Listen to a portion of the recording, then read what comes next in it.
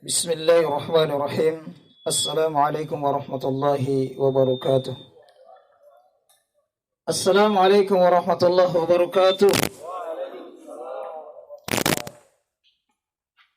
Alhamdulillah, alhamdulillahi rabbil alamin, hamdan katsiran thayyiban barakan fih. Asyhadu an la ilaha illallah wa asyhadu anna Muhammadar Rasulullah sallallahu alaihi wasallam. أما بعد قال الله تعالى في كتابه الكريم أعوذ بالله من الشيطان الرجيم لقد كان لكم في رسول الله أسوة حسنة لمن كان يرجو الله واليوم الآخر وذكر الله كثيرا صدق الله العظيم وبلغ رسوله الكريم ونحن على ذلك من الشاهدين. Teman-teman sekalian, para pemuda yang tergabung dalam komunitas Teras Hijrah yang dirahmati oleh Allah Subhanahu wa taala, alhamdulillahirabbil alamin. Kita bersyukur kepada Allah Subhanahu wa taala yang senantiasa memberikan kita nikmat, sehingga alhamdulillah pada kesempatan malam yang insyaallah barokah ini kita semua bisa berkumpul di tempat ini. Semoga setiap langkah-langkah kaki kita atau setiap putaran roda kendaraan kita menuju ke tempat ini, Allah Subhanahu wa taala mengampuni seluruh dosa-dosa dan kesalahan kita, dan Allah meninggikan derajat kita serta melipat gandakan setiap pahala-pahala kebaikan kita. Selanjutnya marilah senantiasa kita kirimkan salawat serta salam kepada baginda Nabi Muhammad sallallahu alaihi wasallam. Masya Allah, para hadirin sekalian yang dimuliakan Allah Subhanahu wa taala, tak terasa malam ini masuk tanggal 7 Rabiul Awal 1443 Hijriah. Tentunya sudah sangat masyhur, kita sudah sangat mengetahuinya di tengah-tengah kaum muslimin, bahwa setiap bulan Rabiul Awal ada sebuah peristiwa yang begitu mulia dan agung, yaitu peristiwa kelahiran baginda Nabi Muhammad sallallahu alaihi wasallam. Maka tentunya kita sebagai umatnya yang sangat mencintai baginda Nabi sallallahu alaihi wasallam, yang bahkan sama sekali tidak pernah kita melihat wajah beliau, tetapi kita yakini setiap apa yang dibawa dan disampaikan oleh baginda Nabi sallallahu alaihi wasallam, maka tentunya sangat bergembira dan sangat berharap kelak nanti di akhirat dikumpulkan dengan baginda Nabi sallallahu alaihi wasallam. Maka sudah selayaknya lah kita yang mengaku sebagai umat Nabi sallallahu alaihi wasallam tentunya amat bergembira terhadap kelahiran beliau. Maka dijelaskan oleh Al-Imam Nashiruddin Ad-Dimashqi bahwa sungguh Thuwaibah itu adalah wanita yang pertama kali menyusui baginda Nabi sallallahu alaihi wasallam setelah ibundanya Aminah. Dan Thuwaibah ini adalah budak dari Abu Lahab.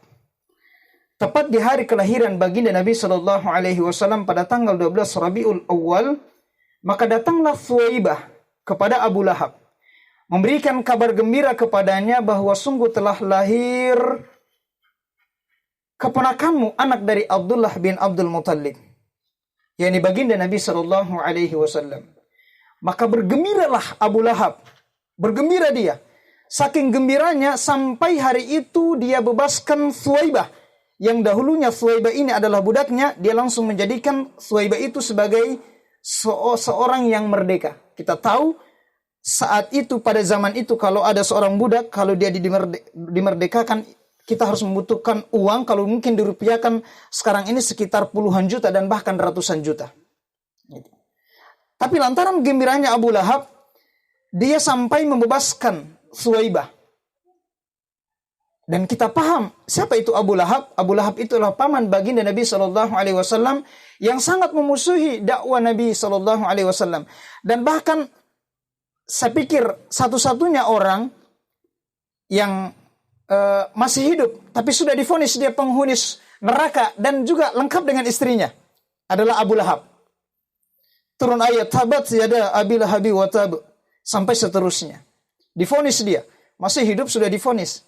Dan ini sekaligus membuktikan kerasulan Nabiullah Muhammad sallallahu alaihi wasallam. Seandainya kalau Abu Lahab saat itu cerdas, saya akan membatalkan ini surat Al-Masad atau surat Al-Lahab.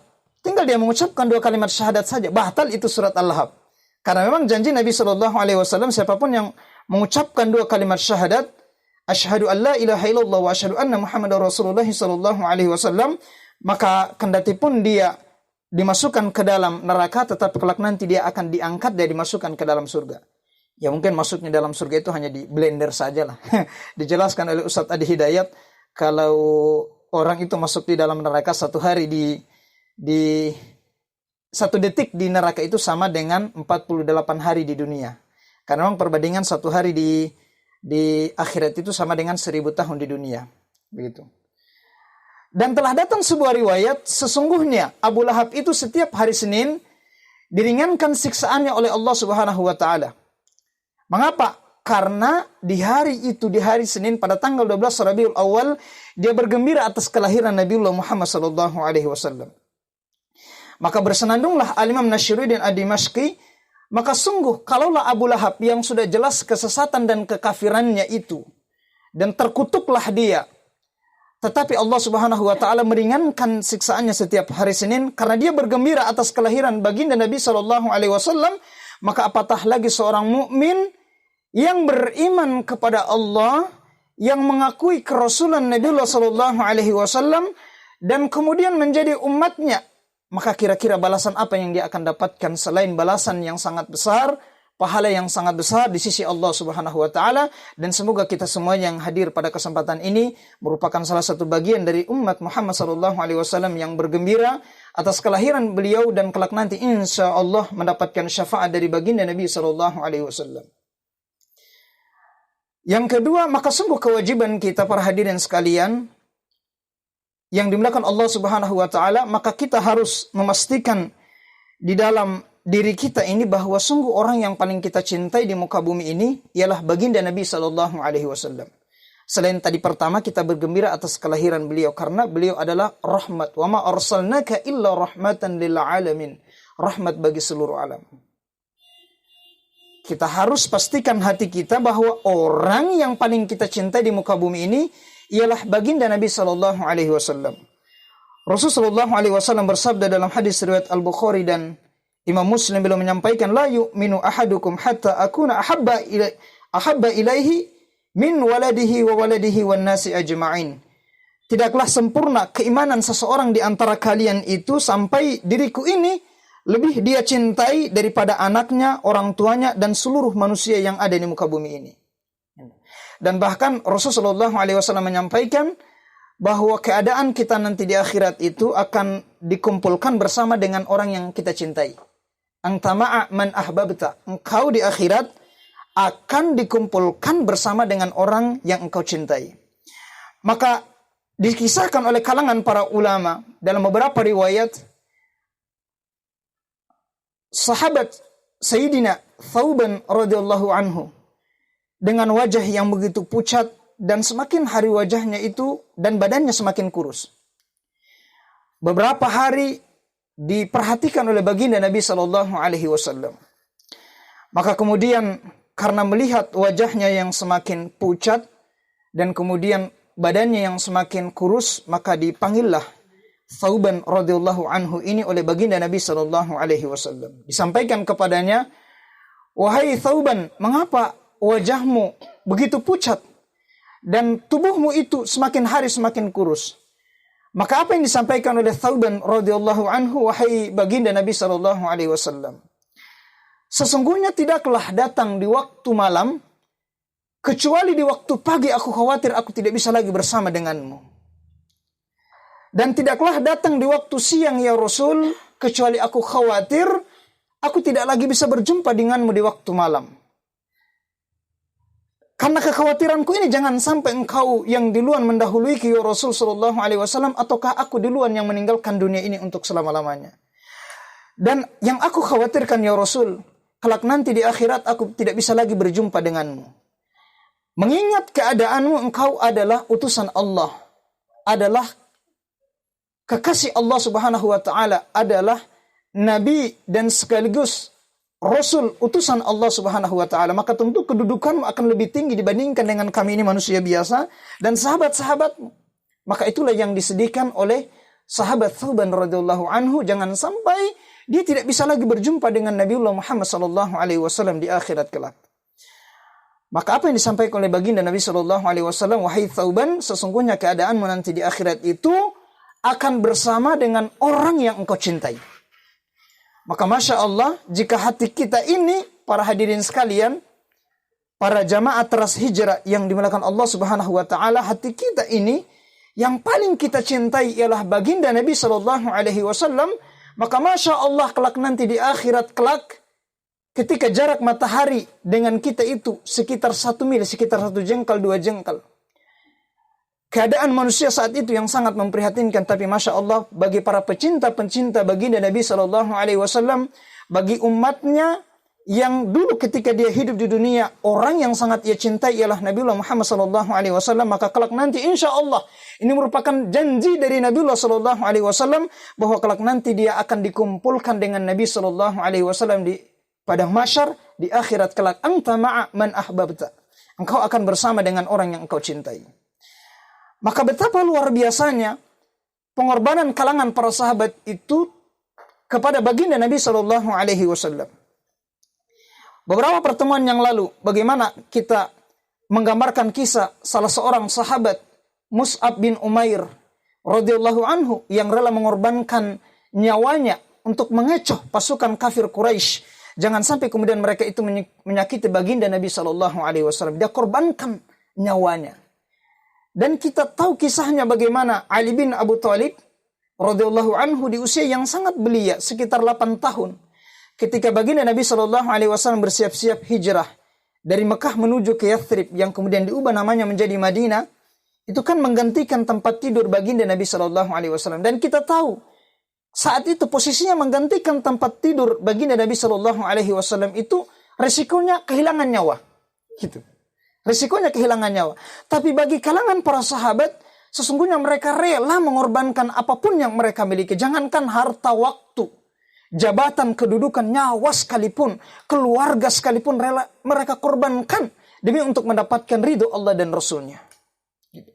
Bagaimanapun juga, dan bagaimana apa yang dilakukan oleh sahabat Sayyidina Abu Bakar As-Siddiq radhiyallahu anhu ketika beliau menemani hijrah baginda Nabi Shallallahu Alaihi Wasallam, ketika mereka kemudian masuk ke dalam gua, maka dia khawatir jangan sampai ada hewan-hewan yang berbahaya dan berbisa di situ. Maka apa yang dilakukan oleh sahabat Abu Bakar? Dia masuk duluan, kemudian dia bersihkan semuanya, barulah dia mempersilakan baginda Nabi Shallallahu Alaihi Wasallam masuk.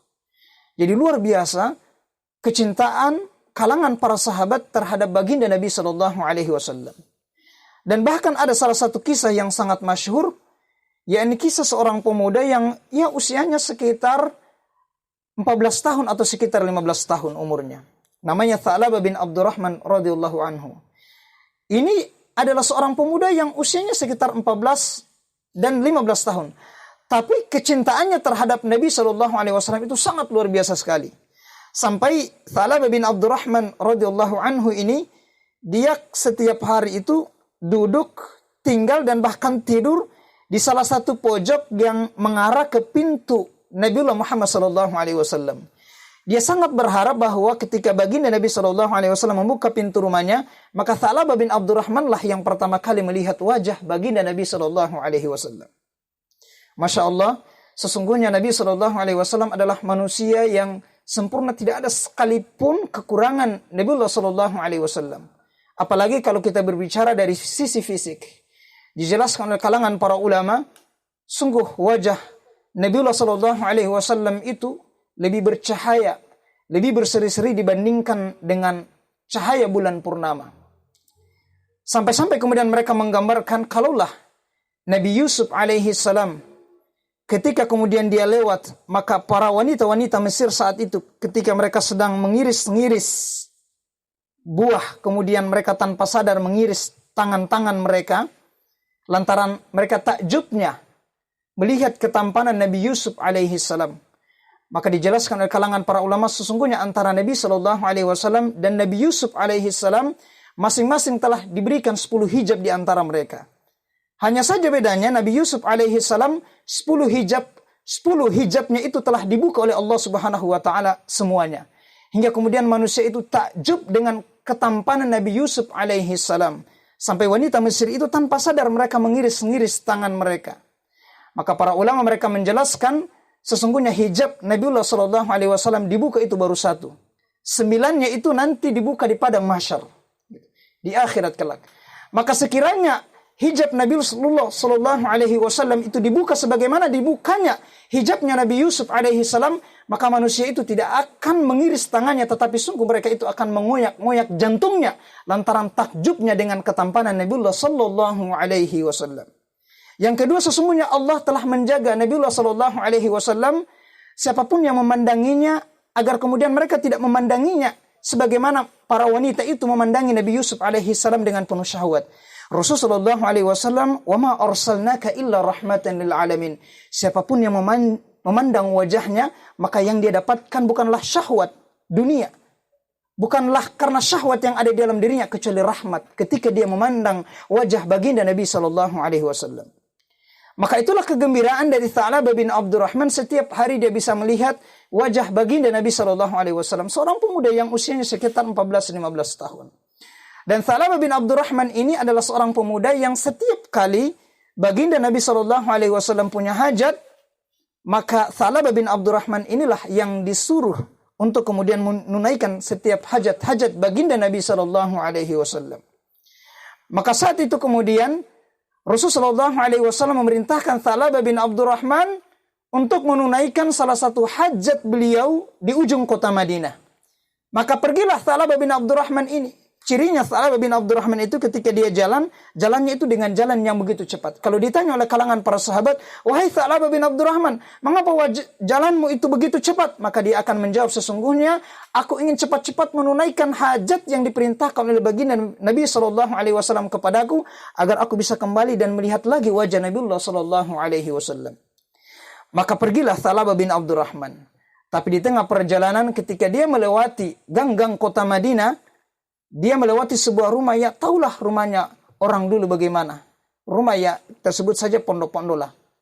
Maka ketika dia lewat, maka datanglah angin menerpa rumah itu, kemudian terbuka pintu rumahnya, dan kemudian ada seorang wanita yang sementara mandi di situ, kemudian tersingkap kain kamar mandinya, sehingga tanpa sadar karena saking kencangnya angin itu, maka memalingkan pandangan Tha'labah bin Abdurrahman tanpa sadar melihat aurat wanita yang sementara mandi. Pandangannya hanya satu kali pandangan tanpa sadar. Tetapi apa yang disampaikan oleh Tha'labah bin Abdurrahman? Ini baginda Nabi sallallahu alaihi wasallam telah memerintahkan aku untuk menunaikan hajatnya. Tapi kenapa aku bermaksiat kepada Allah Subhanahu wa taala?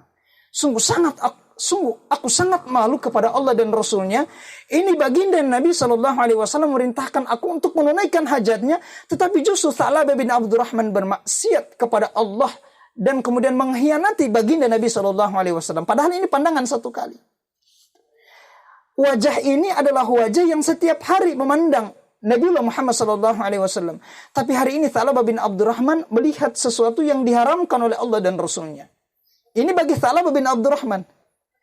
Maka apa yang dilakukan oleh Tha'labah bin Abdurrahman, para hadirin sekalian melakukan Allah Subhanahu wa taala, maka pergilah dia berjalan tanpa arah. Maka beberapa hari, sehari, 2 hari, 3 hari dia tidak kembali. Maka dalam waktu beberapa hari, baginda Nabi sallallahu alaihi wasallam mencari Tha'labah bin Abdurrahman. Coba kalian cari Tha'labah bin Abdurrahman. Dikatakan oleh Umar bin Khattab radhiyallahu anhu, kemungkinan jangan sampai dia pergi main-main bersantai-santai atau bagaimana ya Rasul. Maka dicarilah Umar bin Khattab radhiyallahu anhu dan sahabat-sahabat yang lainnya. Tapi mereka kemudian tidak menemukan Tha'labah bin Abdurrahman di kota Madinah. Maka turunlah malaikat Jibril alaihi salam menyampaikan kepada baginda Nabi sallallahu alaihi wasallam, sesungguhnya ada sahabatmu di sana, ada umatmu yang setiap hari dia bertaubat kepada Allah Subhanahu wa taala dan memohon ampunan kepada Allah. Pergilah engkau, dia posisinya di antara bukit antara Mekah dan Madinah. Maka baginda Nabi sallallahu alaihi wasallam itu beliau tahu bahwa itu adalah Tha'labah bin Abdurrahman radhiyallahu anhu. Maka diperintahkanlah baginda Nabi Shallallahu Alaihi Wasallam, merintahkan sahabat Sayyidina Umar bin Khattab radhiyallahu anhu dengan Salman Al-Farisi radhiyallahu anhu. Maka mereka pergi mencari Thalabah bin Abdurrahman sebagaimana petunjuk dari baginda Nabi Shallallahu Alaihi Wasallam. Maka ketika mereka tiba di bukit itu, mereka melihat seperti ada sesuatu yang merayap dari jarak jauh. Ketika mendekat ternyata seorang pengembala yang sementara mengembalakan gembalaannya. Maka mereka bertanya, apakah engkau melihat seorang anak-anak muda yang usianya sekitar 14 tahun, 15 tahun, ciri-cirinya itu periang? Kenapa Thalabah bin Abdurrahman itu periang? Karena dia sering diperintahkan oleh baginda Nabi Shallallahu Alaihi Wasallam dan sering melihat wajah Nabi Shallallahu Alaihi Wasallam. Makanya orangnya periang. Tetapi disampaikan oleh pengembala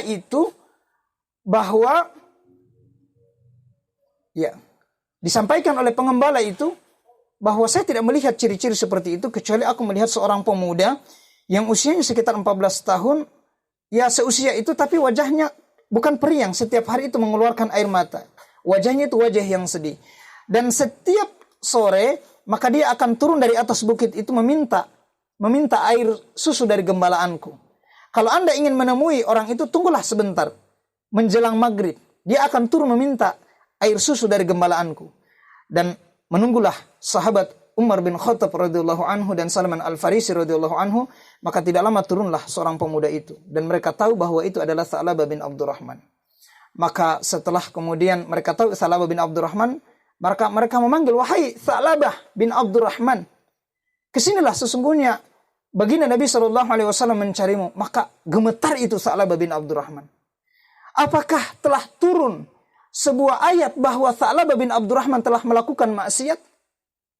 Ketakutan dia karena dicari oleh baginda Nabi Shallallahu Alaihi Wasallam.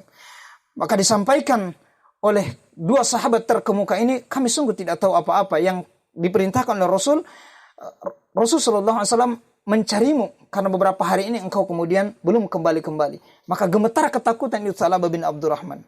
Maka karena kondisinya sudah terhitung 40 hari di atas bukit itu, dia tidak berani menemui baginda Nabi Shallallahu Alaihi Wasallam. Hanya karena bagi Thalabah bin Abdurrahman telah melakukan satu maksiat, yaitu memandang aurat wanita, itu pun tanpa sengaja. Tapi dia sangat malu sekali kalau wajahnya itu yang tiap hari dia melihat wajah Nabi Shallallahu Alaihi Wasallam. Hari ini Thalabah bin Abdurrahman telah melakukan maksiat, melihat lagi wajah Nabi Shallallahu Alaihi Wasallam. Sungguh luar biasa kecintaan kalangan para sahabat itu. Maka karena kondisinya yang sudah drop, yang sudah parah, maka kemudian mereka merangkul Thalabah bin Abdurrahman ini, mereka membawa di rumah orang tuanya Thalabah bin Abdurrahman. Mereka membawanya. Maka pergilah dua orang para sahabat ini menyampaikan kepada baginda Nabi Shallallahu Alaihi Wasallam, sesungguhnya kami telah menemukan Thalabah bin Abdurrahman dan kami menempati dia ada di rumah orang tuanya. Maka Rasulullah SAW pergi mengunjungi Thalabah bin Abdurrahman, kemudian mengangkat karena kondisinya yang sudah terbaring, kondisi yang sudah parah. Maka baginda Nabi Shallallahu Alaihi Wasallam mengangkat kepala Thalabah bin Abdurrahman, kemudian meletakkannya di atas pangkuannya. Maka diturunkan lagi oleh Thalabah bin Abdurrahman. Diangkat lagi, diturunkan lagi oleh Thalabah bin Abdurrahman. Beliau menyampaikan, sungguh kepala ini ya Rasul, wajah ini tidak layak berada di pangkuanmu. Mengapa engkau wahai Thalabah bin Abdurrahman bersikap demikian? Maka diceritakanlah Thalabah bin Abdurrahman mengenai apa yang terjadi beberapa waktu yang lalu sampai kemudian dia bersikap demikian. Maka baginda Nabi Shallallahu Alaihi Wasallam menyampaikan, terus apa yang engkau inginkan wahai Thalabah bin Abdurrahman? Maka dia menginginkan supaya kemudian Allah Subhanahu Wa Taala mengampuni dosa-dosanya dan dia meminta agar Rasulullah Shallallahu Alaihi Wasallam meridhoinya. Maka baginda Nabi Shallallahu Alaihi Wasallam menyampaikan, wahai Thalabah bin Abdurrahman, sesungguhnya Allah akan mengampuni dosa-dosamu. Dan begitu pun juga aku telah meridhoimu wahai Thalabah bin Abdurrahman. Maka tidak lama itu Thalabah bin Abdurrahman menyampaikan kepada baginda Nabi Shallallahu Alaihi Wasallam, ya Rasul, sesungguhnya aku merasakan seperti ada sesuatu yang merayap di ujung kakiku. Maka baginda Nabi Shallallahu Alaihi Wasallam menyampaikan, sesungguhnya itu adalah sakarat, maksudnya kondisi sakaratul maut. Karena perjalanan roh itu dari ujung kaki sampai ke ujung kepala. Maka ditalkinlah, diajarkan kalimat talqin, dituntun oleh baginda Nabi Shallallahu Alaihi Wasallam, la ilaha illallah Muhammadar Rasulullah sallallahu alaihi wasallam. Maka itulah ucapan terakhir dari Tha'labah bin Abdurrahman, dituntun oleh manusia terkemuka, manusia agung, yang baginda Nabi sallallahu alaihi wasallam. Maka ketika beliau wafat, maka segera kemudian dimandikan jenazahnya, dibungkus jenazahnya, kemudian disolati, diurus oleh baginda Nabi sallallahu alaihi wasallam dan kalangan para sahabatnya. Maka ketika kemudian jenazah itu dihantarkan ke tempat pemakamannya Tha'labah bin Abdurrahman, maka baginda Nabi sallallahu alaihi wasallam itu tidak berjalan seperti ini. Tidak berjalan seperti ini, kecuali beliau itu mengangkat tumitnya. Mengangkat tumitnya seperti inilah berjalannya baginda Nabi sallallahu alaihi wasallam, mengangkat tumitnya. Maka bertanya-tanyalah kalangan para sahabat, "Ya Rasul, mengapa engkau berjalan seperti itu dan kami tidak pernah menyaksikan engkau berjalan seperti itu?" Maka disampaikan oleh baginda Nabi sallallahu alaihi wasallam, "Sesungguhnya terlalu banyak kalangan para malaikat hari ini yang mengiringi jenazah Tha'labah bin Abdurrahman dan menghantarkan roh Tha'labah bin Abdurrahman." Para hadirin sekalian, jamaah yang dimuliakan Allah Subhanahu wa taala, itulah luar biasanya kalangan para sahabat, bahwa ternyata bukti cinta kita kepada baginda Nabi sallallahu alaihi wasallam bukan hanya dari sisi ucapan saja, tapi akan tergambar dari perbuatan, bahwa sungguh para pecinta-pecinta baginda Nabi sallallahu alaihi wasallam yang kedua adalah mereka tidak akan mengkhianati baginda Nabi sallallahu alaihi wasallam. Bagaimana bentuk pengkhianatan mereka itu? Yakni mereka mengaku mencintai baginda Nabi sallallahu alaihi wasallam. Mereka mengaku umatnya Nabiullah sallallahu alaihi wasallam, tetapi di satu sisi kemudian mereka melakukan maksiat di sana sini. Mereka meninggalkan apa-apa yang diajarkan oleh baginda Nabi sallallahu alaihi wasallam. Nah, ini Tha'labah bin Abdurrahman dalam kajian-kajian fikih pun sebenarnya tidak terhitung sebagai dosa, tapi bagi Tha'labah bin Abdurrahman ini adalah dosa bagi dia, aib bagi dia. Lantas pertanyaannya, bagaimana dengan kita? Sungguh cinta itu sebenarnya menghantarkan seseorang takut dan khawatir mengkhianati terhadap orang yang ia cintai. Samalah kalau misalkan kita cintai ibunda kita, ibu kita. Itu kalau ada sesuatu aib, mungkin ada si A misalkan, dia melakukan perbuatan, kemudian ditahu oleh ibundanya, itu kan malu sekali ibunya itu. Dan anak ini, dan ada juga seorang anak yang takut melakukan hal-hal yang dilarang oleh ibunya, karena dia khawatir jangan sampai dia mempermalukan orang tuanya. Gitu. Lantas bagaimana dengan baginda Nabi sallallahu alaihi wasallam? Jangan sampai kemudian kita mengaku mencintai Nabiullah sallallahu alaihi wasallam, tetapi di satu sisi kemudian kita senantiasa melanggar berbagai aturan Allah, tidak sesuai dengan sunnah-sunnah baginda Nabiullah sallallahu alaihi wasallam. Itu yang kedua. Selanjutnya para hadirin sekalian yang dimuliakan Allah Subhanahu wa taala, maka dari itu sungguh jika kemudian kita mengaku mencintai baginda Nabi sallallahu alaihi wasallam, maka marilah kemudian insyaallah kita bersama-sama, wabil khusus al-fakir sendiri, kita sama-sama semuanya di sini insyaallah mengupayakan diri kita agar kita ini insyaallah benar-benar menjadi hamba Allah, menjadi umat baginda Nabi sallallahu alaihi wasallam yang benar-benar cinta itu bukan hanya sekedar diucapkan melalui kalimat-kalimat yang keluar dari lisan kita, kecuali kemudian muncul di dalam hati kita yang paling dalam ini, dan kemudian kita aplikasikan dalam kehidupan kita sehari-hari. Yang ketiga, sesungguhnya seorang hamba yang mengaku dia adalah pecinta baginda Nabi sallallahu alaihi wasallam, maka sungguh apa saja yang dibawa oleh beliau, maka dia pasti akan mengikutinya. Dan setiap apa yang dijanjikan oleh baginda Nabi sallallahu alaihi wasallam, dia pasti akan meyakininya. Karena Allah Subhanahu wa taala telah berfirman sebagaimana dalam ayat yang kami bacakan tadi dalam Quran surah Al-Ahzab ayat 21. Laqad kana lakum fi Rasulillahi uswatun hasanah. Sesungguhnya telah ada di dalam diri baginda Nabi sallallahu alaihi wasallam itu suri tauladan yang terbaik untuk kalian. Maka sungguh Nabiullah sallallahu alaihi wasallam itu merupakan teladan yang terbaik di tengah-tengah kehidupan kita.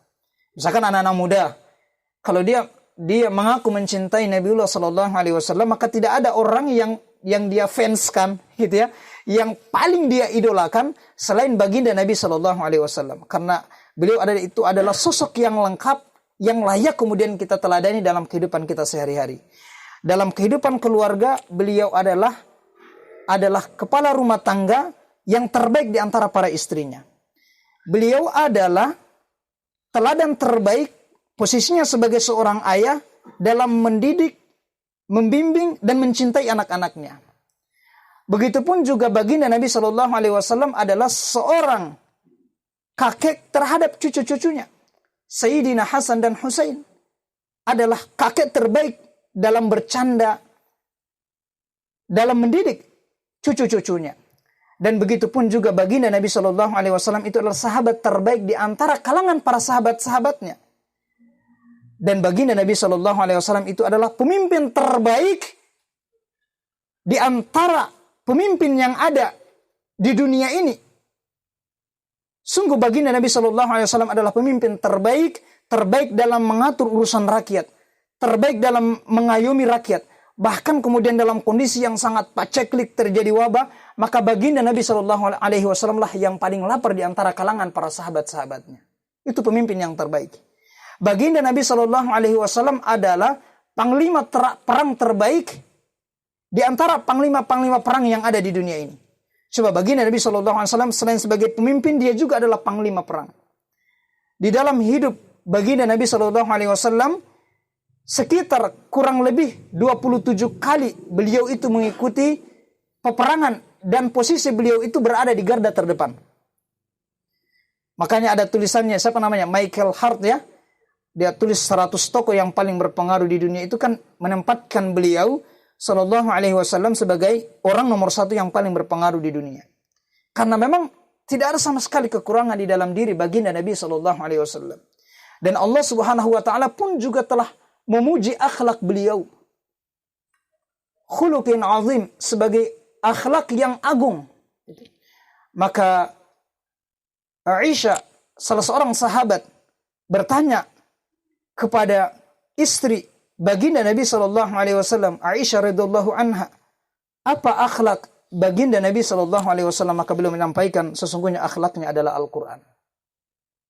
Para hadirin sekalian yang dimuliakan Allah Subhanahu Wa Taala, maka sungguh kita yang insya Allah berupaya menjadi pecinta-pecinta baginda Nabi Shallallahu Alaihi Wasallam, maka apa yang disampaikan oleh beliau dan apa yang dibawa oleh beliau, maka kita berupaya kemudian mengaplikasikan di tengah-tengah kehidupan kita.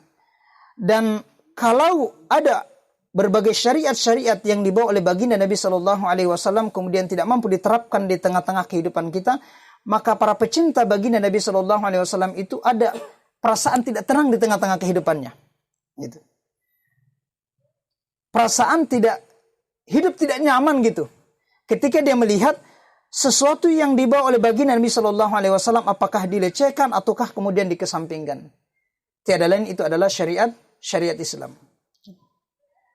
Kita bisa menyaksikan hari ini para hadirin sekalian yang dimuliakan Allah Subhanahu Wa Taala, betapa banyak hari ini kaum muslimin yang mengaku mencintai baginda Nabi Shallallahu Alaihi Wasallam, tapi kita lihat di dalam kehidupan mereka sehari-hari, dalam kehidupan individu, jauh dari tuntunan Allah dan Rasulnya. Apatah lagi kemudian dalam kehidupan berbangsa dan bernegara. Baginda Nabi Shallallahu Alaihi Wasallam itu diutus bukan hanya sekedar mengatur urusan ibadah pribadi saja, ibadah mahdoh saja, tetapi sungguh Nabiullah Shallallahu Alaihi Wasallam, laqad kana lakum fi Rasulillahi uswatun hasanah, adalah teladan terbaik dalam mengatur urusan rakyat. Maka seseorang apapun statusnya, kalau dia mengaku mencintai baginda Nabi Shallallahu Alaihi Wasallam, maka kemudian dia akan berupaya agar dia senantiasa meneladani baginda Nabi Shallallahu Alaihi Wasallam. Kalaulah kemudian posisinya dia sebagai anak muda, maka dia akan meneladani Nabiullah Shallallahu Alaihi Wasallam, bagaimana kemudian baginda Nabi itu mengatur dan mengajarkan kehidupan kalangan para pemuda sampai kemudian mereka itu menjadi pemuda-pemuda yang hebat. Itu kan salah satu syarat utama di zaman baginda Nabi Shallallahu Alaihi Wasallam sampai kemudian tumbuh berbagai anak-anak muda yang hebat. Ada Zubair bin Awam, ada Ali bin Abu Thalib radhiyallahu anhu, ada Salman Al-Farisi, ada Mus'ab bin Umair, ada Umar bin Khattab radhiyallahu anhu, Utsman bin Affan. Itu kan tidak sekejap saja mereka langsung kemudian menjadi pemuda yang hebat, kecuali dididik langsung oleh baginda Nabi Shallallahu Alaihi Wasallam melalui metode halaqah di rumah Arqam bin Abi Arqam. Gitu. Maka ciri pemuda yang mencintai baginda Nabi Shallallahu Alaihi Wasallam, maka dia bukan hanya pertama tersibuki dengan urusan ibadah-ibadahnya saja, tetap Masya Allah dia akan senantiasa berupaya menghadiri majelis-majelis halaqah gitu. Dan berupaya meningkatkan thaqafahnya, pemahaman agamanya. Dan yang terakhir para hadirin sekalian bukan Allah Subhanahu wa taala, karena insya Allah ini sebentar ada janji sama teman bahwa sungguh para pecinta-pecinta baginda Nabi sallallahu alaihi wasallam, apapun yang diucapkan oleh beliau maka dia akan sangat yakin seyakin-yakinnya. Walaupun itu tidak masuk akal, tapi kalaulah baginda Nabi sallallahu alaihi wasallam yang menjanjikan itu, yang menyampaikan itu, maka dia pasti akan yakin seyakin-yakinnya.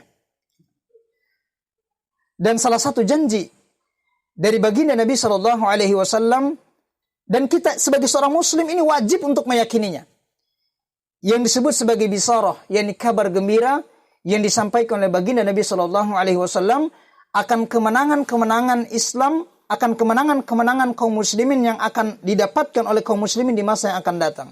Salah satunya adalah dengan tegaknya khilafah. Jadi para hadirin sekalian yang dimuliakan Allah Subhanahu wa taala, saya pun secara pribadi, kenapa hari ini alhamdulillah saya tetap istiqomah memperjuangkan di dalam barisan dakwah para pejuang-pejuang khilafah. Bukan karena apa-apa. Terus terang saja, kalau kita bergabung di tengah-tengah barisan kalangan para pemuda hari ini yang tergabung untuk memperjuangkan kembali bisarah baginda Nabi sallallahu alaihi wasallam yang disebut dengan khilafah ala minhajin nabiyik, maka bukan karena apa-apa, karena ini adalah bagian dari kecintaan kita kepada Nabiullah Muhammad sallallahu alaihi wasallam.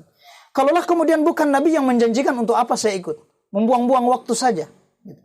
Tapi karena Nabi sallallahu alaihi wasallam yang menjanjikanlah, sehingga kemudian Masya Allah kita rela mengorbankan apapun yang kita miliki demi kemudian membuktikan bisarah baginda Nabiullah Muhammad sallallahu alaihi wasallam. Rasulullah sallallahu alaihi wasallam bersabda dalam hadis riwayat yang berasal dari Hudzaifah radhiyallahu anhu dengan hadis yang cukup panjang, dan ini merupakan salah satu hadis yang menggambarkan bahwa kejayaan-kejayaan kaum muslimin yang akan didapatkan oleh kaum muslimin di masa yang akan datang, salah satunya dengan tegaknya khilafah. Jadi sangat aneh hari ini para hadirin sekalian yang dimuliakan Allah, kalau ada orang yang mengaku pecinta Nabi gitu, umatnya Nabi, berdiri di atas sunnah gitu, tetapi kemudian dia sangat membenci dakwah khilafah gitu. Dia sangat membenci istilah khilafah. Maka itu sebenarnya patut dipertanyakan kecintaannya kepada baginda Nabi sallallahu alaihi wasallam.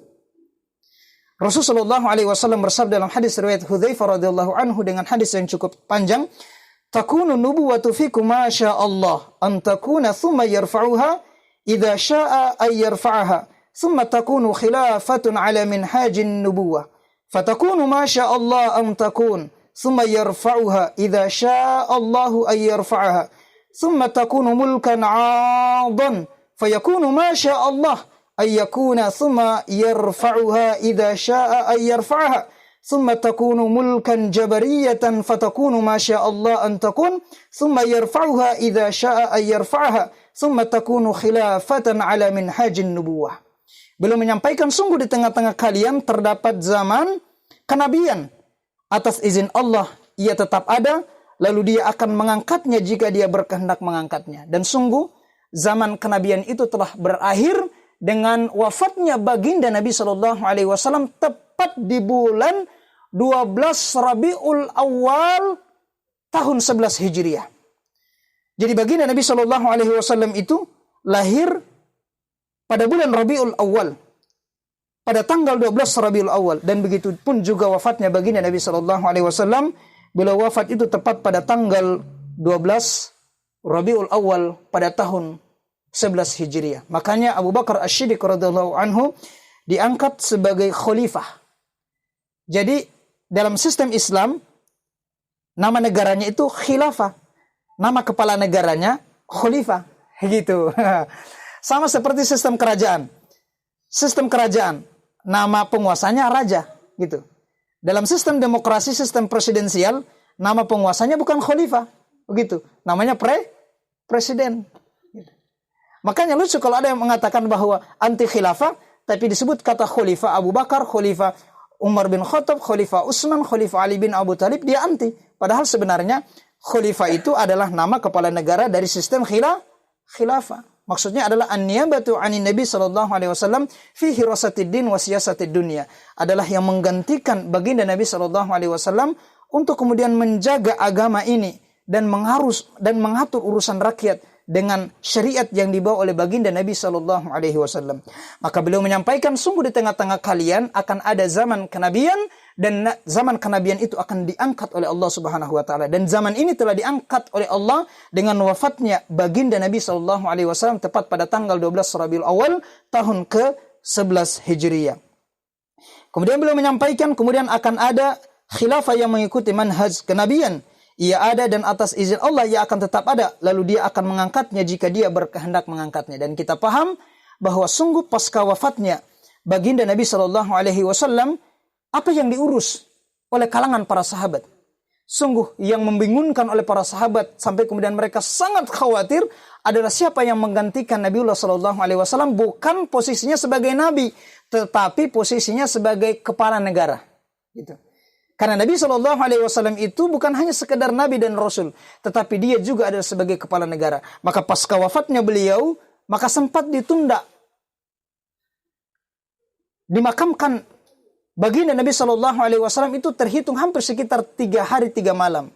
Karena mereka mencari siapa sih sosok pengganti Nabiullah Muhammad Shallallahu Alaihi Wasallam pasca wafatnya beliau ini, bukan menggantikan sebagai Nabi. Karena beliau itu adalah khatamu al-anbiya, penutup para nabi. Tidak ada lagi nabi sesudah baginda Nabi sallallahu alaihi wasallam, menggantikan posisinya sebagai pengganti untuk mengatur urusan rakyat, mengatur urusan kaum mukminin, sebagai penjaga agama dan penjaga negara yang disebut dengan para khalifah. Maka dibaiatlah Khalifah Abu Bakar Asy-Siddiq radhiyallahu anhu sebagai pengganti Nabiullah Muhammad sallallahu alaihi wasallam. Inilah yang disebut sebagai salah satu zaman terbaik pasca wafatnya Nabiullah Muhammad sallallahu alaihi wasallam. Maka ada Khalifah Abu Bakar Asy-Siddiq radhiyallahu anhu, ada Khalifah Umar bin Khattab radhiyallahu anhu, ada Khalifah Utsman bin Affan radhiyallahu anhu, ada Khalifah Ali bin Abu Thalib radhiyallahu anhu, sampai kemudian turun. Dan sungguh pada zaman mereka kejayaan Islam itu begitu luar biasa hingga kemudian mereka menguasai 2/3 dunia. Mengapa? Karena ada pemimpin yang terbaik di tengah-tengah mereka yang disebut sebagai khalifah.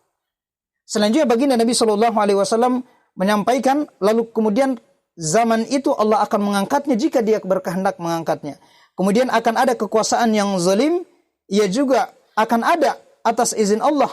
Kemudian akan tetap ada atau disebut dengan mulkan adan, yaitu penguasa yang menggigit. Gitu. Sebagian kalangan para ulama mereka menjelaskan mereka menggigit kekuasaan itu. Mereka tidak mau mewariskannya kepada yang lain. Tetapi kendati pun kemudian mereka menggigit kekuasaan itu, dalam sistem pemerintahan mereka itu, mereka masih tetap menegakkan sistem syariat yang dibawa oleh baginda Nabi Shallallahu Alaihi Wasallam, ini syariat Islam. Kemudian beliau menyampaikan, "Tsumma takunu mulkan jabariyah." Setelah itu akan ada di tengah-tengah kalian mulka jabariyah, yaitu penguasa diktator, penguasa yang menyengsarakan, penguasa yang menipu rakyatnya, penguasa yang lalim, penguasa yang menghalalkan segala cara untuk mendapatkan dan mempertahankan kekuasaannya itu. Kendati pun dia harus mengorbankan rakyatnya. Penguasa yang sudahlah ia zalim, kemudian dia meninggalkan secara totalitas hukum-hukum Allah Subhanahu wa taala dan warisan baginda Nabiullah Muhammad sallallahu alaihi wasallam. Dan kalangan para ulama mereka menjelaskan sesungguhnya tiada lain kita telah memasuki fase ini, yaitu mulkan jabariyah. Dan kemudian baginda Nabi sallallahu alaihi wasallam menyampaikan, sungguh setelah selesainya fase mulka jabariyah, maka akan muncul tsumma takunu khilafatan ala minhajun nubuwah. Maka akan muncul kemudian khilafah sesuai dengan manhaj kenabian. Tsumma yarfa'uha idza syaa yarfa'uha, tsumma takunu khilafatan ala minhajun nubuwah. Tsumma sakata. Kemudian baginda Nabi sallallahu alaihi wasallam diam. Para hadirin sekalian melakukan Allah Subhanahu wa taala, maka inilah yang disampaikan oleh baginda Nabi Shallallahu Alaihi Wasallam melalui hadis yang disampaikan oleh Hudzaifah. Maka kita sebagai seorang mukmin yang mengaku sebagai umat Nabiullah Muhammad Shallallahu Alaihi Wasallam, sekali lagi saya ulangi bahwa sungguh apa yang dibawa oleh beliau kita harus yakini, dan begitu pun juga setiap apa yang dijanjikan oleh baginda Nabi Shallallahu Alaihi Wasallam wajib kemudian kita yakini, wajib kita yakini. Wajib kemudian kita perjuangkan sebagai bisarah, kabar gembira yang disampaikan oleh baginda Nabi Shallallahu Alaihi Wasallam. Maka luar biasa keyakinan kalangan para sahabat. Coba bayangkan, ketika terjadi perang Ahzab, yakni pasukan Quraisy, mereka kemudian berkoalisi dengan Yahudi yang mengkhianati baginda Nabi Shallallahu Alaihi Wasallam. Ada sekitar puluhan ribu pasukan Ahzab, kemudian mereka hendak menyerang Madinah saat itu. Maka berkat masukan dan ide dari sahabat Salman Al-Farisi radhiyallahu anhu, maka mereka menggali parit. Maka ketika mereka sementara menggali parit, maka ada sebuah batu yang sangat besar. Maka para sahabat itu tidak mampu memecahkan batu itu. Maka datanglah baginda Nabi Shallallahu Alaihi Wasallam, kemudian mengambil ya semacam palu begitu, kemudian memalu batu itu. Maka terbelahlah batu itu dan menyampaikan, Rasulullah Shallallahu Alaihi Wasallam menyampaikan kepada kalangan para sahabat akan negeri-negeri yang akan ditaklukkan kaum muslimin di masa yang akan datang. Beliau menyampaikan bahkan kota Konstantinopel, kata Rasul, lataftahanal Konstantiniyah fala ni'mal amiru amiruha fala ni'mal jayz dzalikal jayz, bahwa sungguh kota Konstantinopel itu akan ditaklukkan oleh kaum muslimin, dan sebaik-baik pasukan adalah pasukannya, dan sebaik-baik amir adalah amirnya, sebaik-baik pasukan adalah pasukannya. Dan terbukti kota Konstantinopel itu ditaklukkan oleh kaum muslimin setelah wafatnya Rasulullah SAW. Berapa jaraknya? Dari beliau SAW menyampaikan hadis ini, itu lamanya kaum muslimin, mereka berjuang sekitar 850 tahun, barulah bisara itu terbukti, kota Konstantinopel ditaklukkan oleh kaum muslimin. Tapi bagi kalangan para sahabat yang mendengar hadis itu, bagi kalangan para sahabat, ketika baginda Nabi Shallallahu Alaihi Wasallam menyampaikan bahwa kota Konstantinopel akan ditaklukkan oleh kaum muslimin, bagi kalangan para sahabat yang meyakini setiap janji yang disampaikan oleh Nabi Shallallahu Alaihi Wasallam, bagi mereka hari itu kota Konstantinopel telah takluk di tangan kaum muslimin sejak baginda Nabi Shallallahu Alaihi Wasallam menyampaikan hadis ini. Ketika kemudian terjadi perang Ahzab, ketika kondisi kaum muslimin saat itu dalam kondisi yang sangat genting. Tapi bagi kalangan para sahabat, ketika beliau menyampaikan itu, bagi mereka kota Konstantinopel negeri adidaya pada masanya. Ya, kita katakanlah mungkin saat itu di zaman baginda Nabi Shallallahu Alaihi Wasallam kondisi Madinah seperti kota Kendari. Kemudian baginda Nabi Shallallahu Alaihi Wasallam menyampaikan sungguh Amerika itu akan ditaklukkan oleh kaum muslimin. Coba kira-kira kalau orang munafik yang mendengar itu, apa kira-kira perasaan mereka, atau orang kafir? Itu pasti mereka akan tertawa. Mereka mengatakan, ini Muhammad sudah gila gitu ya. Mungkin pengaruh stres lantaran banyaknya pasukan Ahzab dari kafir Quraisy, pasti akan melontarkan perkataan-perkataan yang buruk kepada baginda Nabi Shallallahu Alaihi Wasallam yang akan dilontarkan oleh orang-orang munafik dan orang-orang kafir. Tapi bagi kalangan para sahabat, sesungguhnya ketika baginda menyampaikan itu, maka itu menjadi spirit perjuangan mereka, dan bagi mereka kota Konstantinopel hari itu kemudian telah takluk sejak baginda Nabi Shallallahu Alaihi Wasallam menyampaikan. Dan masih ada satu bisarah yang disampaikan oleh baginda Nabi Shallallahu Alaihi Wasallam, yakni tegaknya khilafah di masa yang akan datang. Maka masya Allah, bagi para pecinta baginda Nabi Shallallahu Alaihi Wasallam yang sangat meyakini setiap apa yang disampaikan oleh beliau, bagi kita yang sangat meyakini setiap apa yang disampaikan oleh baginda Nabi Shallallahu Alaihi Wasallam, sesungguhnya khilafah itu telah tegak sejak baginda Nabi Shallallahu Alaihi Wasallam menyampaikan hadis ini. Itu beda dengan orang munafik, apalagi orang kafir. Mereka katakan itu utopia, khayalan dan lain sebagainya. Itu kan mereka itu, nggak usah pusingkan itu. Yang hari ini kita berjuang karena baginda Nabi Shallallahu Alaihi Wasallam menyampaikan. Kalau Ustadz Azril Jaya yang menyampaikan, atau Ustadz Hardi Jovandu yang menyampaikan, menjanjikan seperti itu, untuk apa itu? Gitu ya. Untuk apa? Tapi karena ini baginda Nabi Shallallahu Alaihi Wasallam yang menyampaikan.